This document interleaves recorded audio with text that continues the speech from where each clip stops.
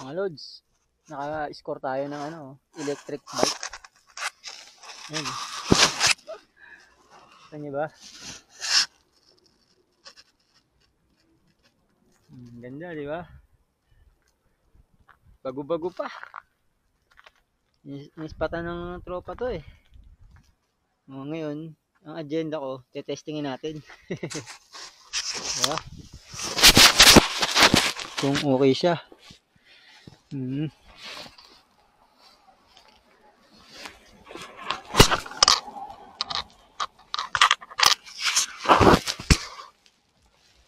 Yun. First riding impression. Tapos yun, nakaset siya sa number 2 mode. Oh, yus oh. Kaso nga lang to,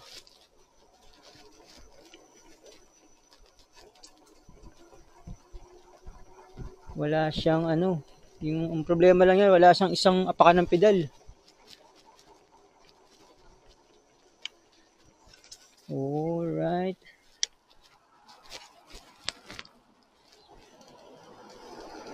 Oh, bilis din.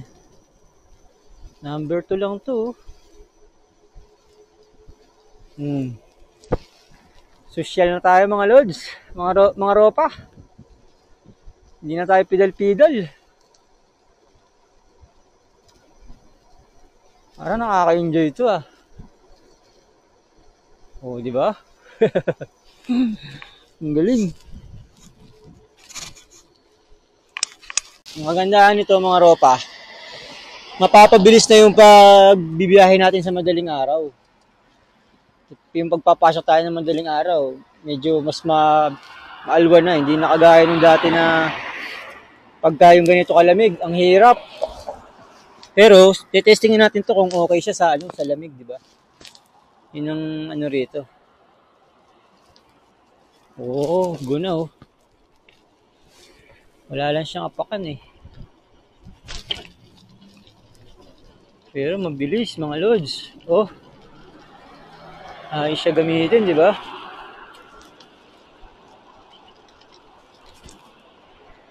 Enjoy ko to ah.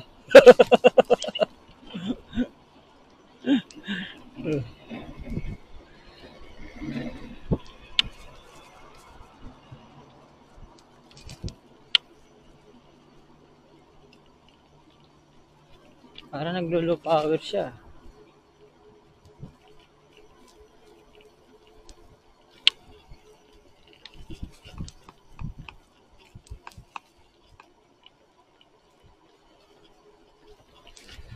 Yung brand pala nito, yung Jetson. Nabibili lang daw sa Costco eh, sabi eh.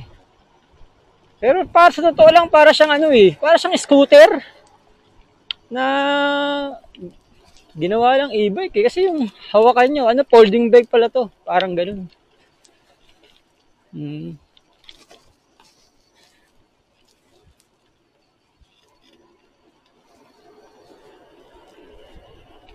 Yun. Solid.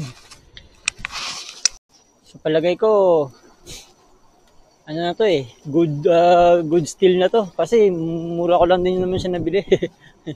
Hindi naman ganun kamahal, kaya alam niyo mga lods, ayos na rin.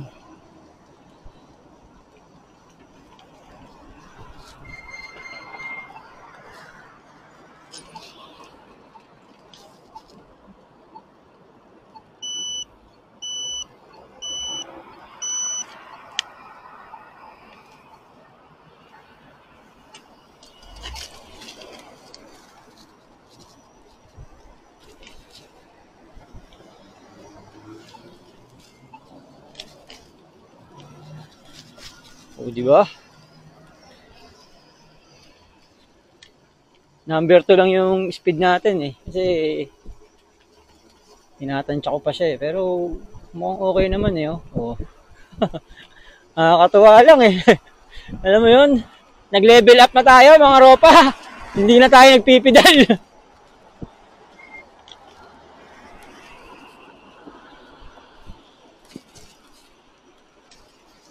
Kasi yung magalaw. Siguro hindi lang tayo masyado pang sanay. Kaya saka parang ang galing. Nakakatuwa to ah.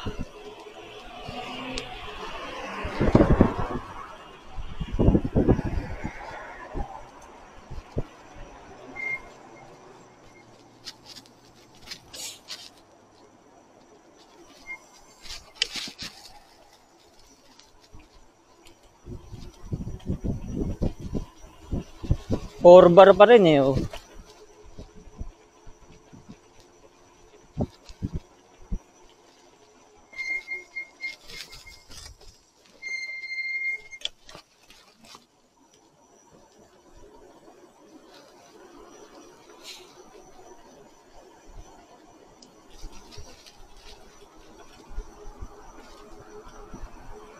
Ayos.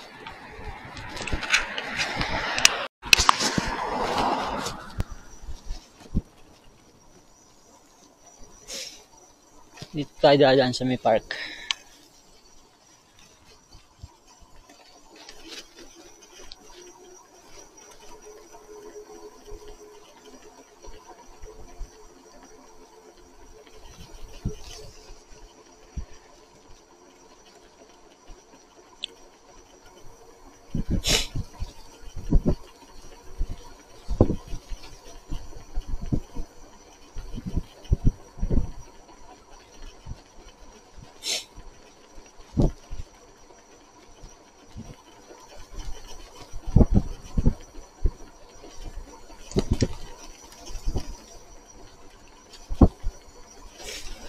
Grabe oh, laki ng diferensya kung nagbibisikleta ka.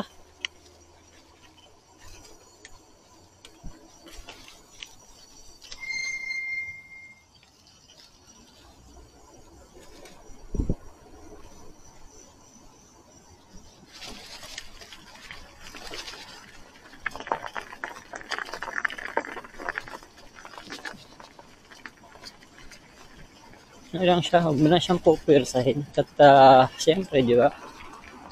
Diba?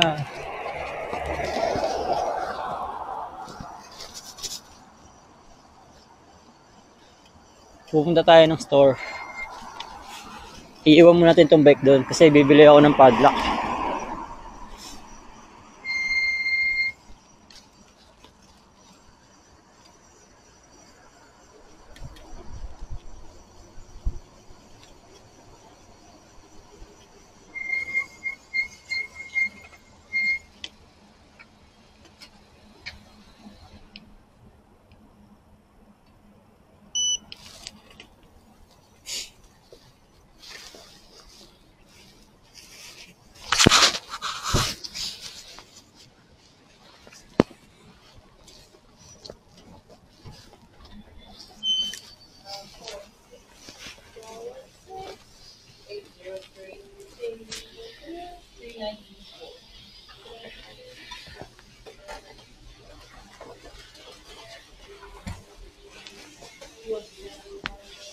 Hello. Paul, nabili ko. Ha? Dinala ni Jonah sa bahay eh. Taga Spruce Grove. Sino mo? Kaso wala siyang yun ang problema niya. Pero pwede yung sa bike. Pwede naman siguro. Nagamit mo na?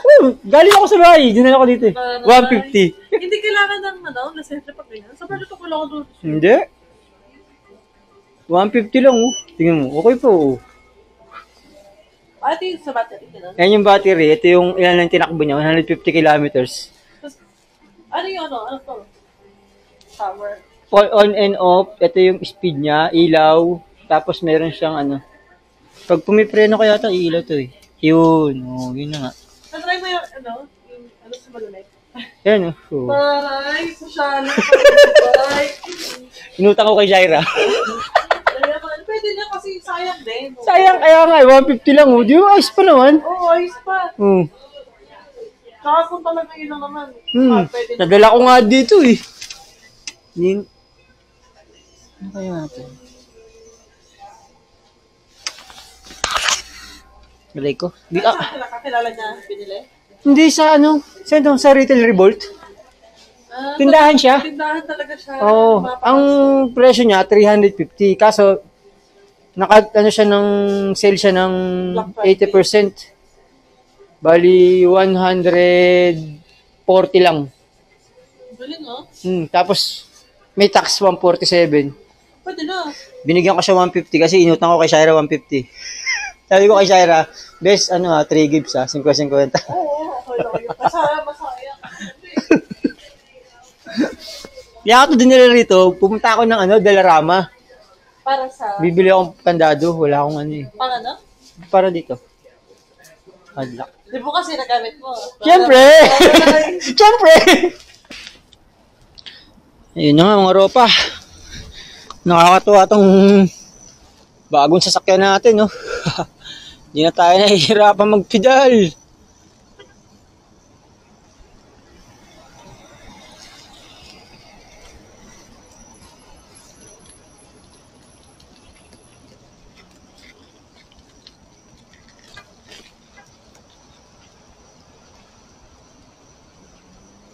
Chill-chill lang yung takbo natin, syempre eh.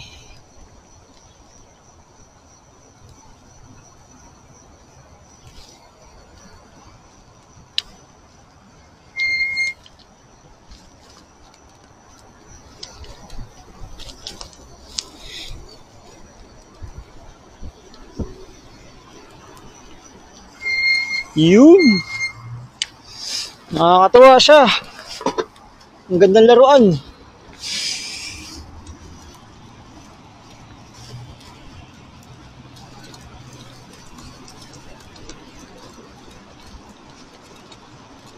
Kumbaga sa nakakaluwag-luwag sa buhay, no?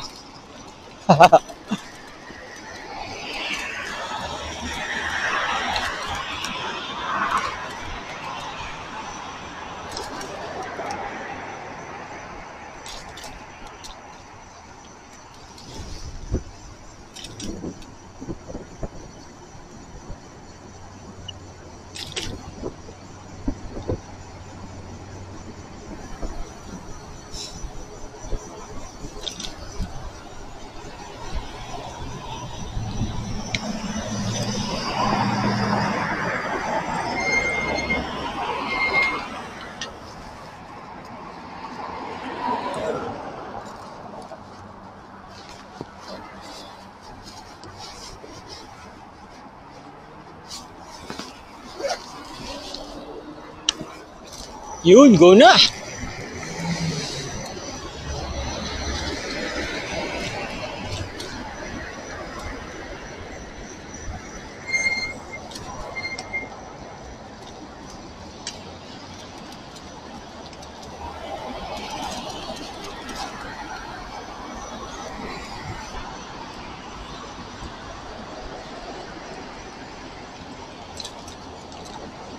Ayos!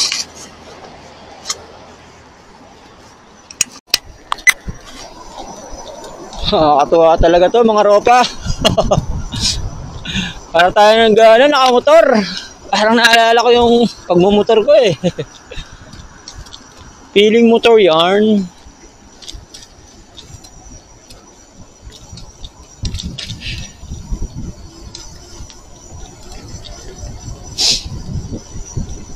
Ayos, di ba? O, paano mga ropa? Wala ka masyado makwento pero tignan natin kung tatagal tong electric bike na to. Ingat kayo. God bless!